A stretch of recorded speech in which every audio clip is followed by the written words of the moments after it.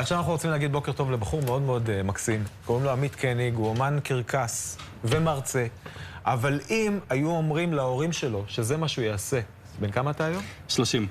לפני 27 שנה, כשהבחנו אותך כעל הרצף האוטיסטי, על הספקטרום, ההורים שלך בטח היו לא מאמינים שזה... לא. כשהובחנתי על הספקטרום האוטיסטי, בעצם אמרו גם שיש לי בעיה בחיבור בנות של המוח.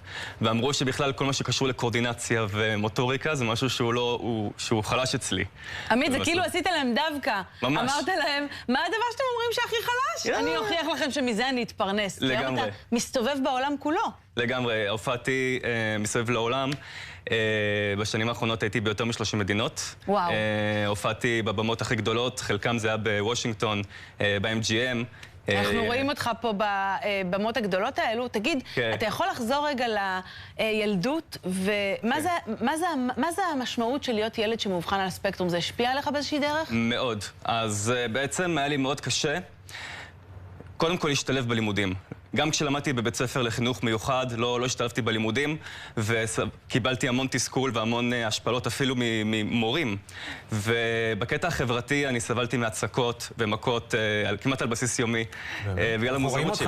באותו זמן אנחנו רואים אותך בתור נער כבר מג'נגל בצורה מטורפת. למה סבלת מהצקות? מה קרה? הייתי ילד מאוד מאוד מופנם, מאוד סגור בעצמו, כזה חולמני. אם היו אומרים איזה משהו כמו בדיחה, הייתי צוחק אולי אחרי 5 דקות, שהיה לוקח לי זמן לקלוט את מה שאנשים אומרים. כלומר, היה לך דברים שמאפיינים ילדים על הספקטרום, ולא הייתה איזושהי הבנה מהחברים בכיתה, מהמורה, לא הייתה איזושהי... מילדים אני לא אצפה שיבינו, וגם זה נורא טבעי שילדים, כשהם רואים מישהו שהוא מוזר, אז יציקו לו. ואצל המורים, למרות שהייתי בבית ספר, יחסית שזה יחסית אמור להיות לחינוך מיוחד, עדיין היו גם מורים טובים כמובן, אבל גם היו מורים שממש היו כועסים עליי מול כל הכיתה. באמת? היה לי מורה לשחייה שהיה צוחק עליי מול כל הכיתה.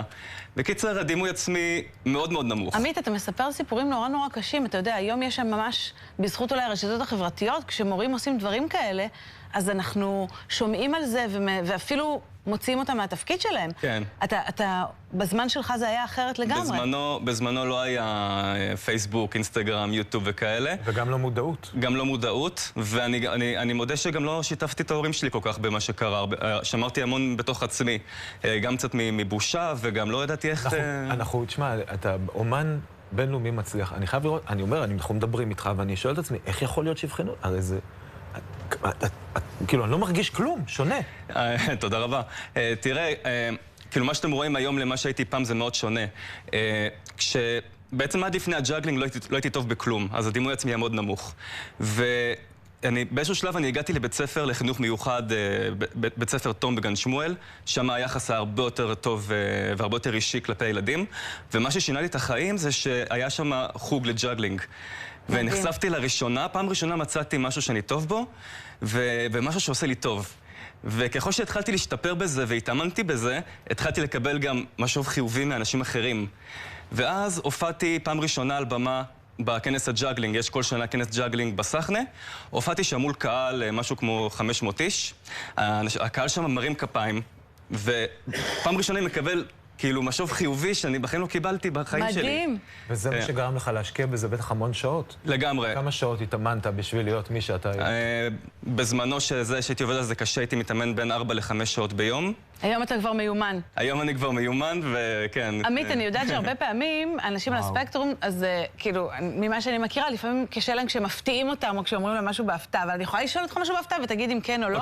כי אתה אמרת, זה היה מורה לספורט המורה הזה שהתעלל בך? זה היה מורה לשחייה. כאילו, אני חושבת על מורה לשחייה, בסוף מה שאתה עושה, אתה סוג של ספורטאי, סוג של מייצר איזושהי... הייתי נגיד סתם, הייתי שוחה לא נכון, וזהו, או שהייתי מתנהג טיפה מוזר, הוא היה ממש מחכה אותי מול הילדים, וכל הילדים צוחקים. אם הוא עכשיו מאזין לנו, אם הוא עכשיו צופה בנו, יש משהו שהיית רוצה להגיד לו? לא מעניין אותי ממש. לא מעניין אותך להגיד לו כלום? לא מעניין אותי בכלל. אני חושב שהוא יראה אותך עוד מעט עושה מה שאתה עושה. בוא נראה, בוא נעשה... לי בא להגיד לו משהו, אתה מרשה לי להגיד לו משהו? בוא, אם אתה צופה בנו עכשיו, אנחנו לא נגיד את השם שלו, המורה לשחייה של עמית, אז בוא תסתכל טוב טוב טוב, וזה שעמית לא רוצה להגיד לך כלום, זה רק אומר כמה הוא הצליח בחיים שלו, אבל יכול להיות שיש תלמידים אחרים שגרמתם להם לסבל גדול, והם לא הצליחו להתגבר כמוהו.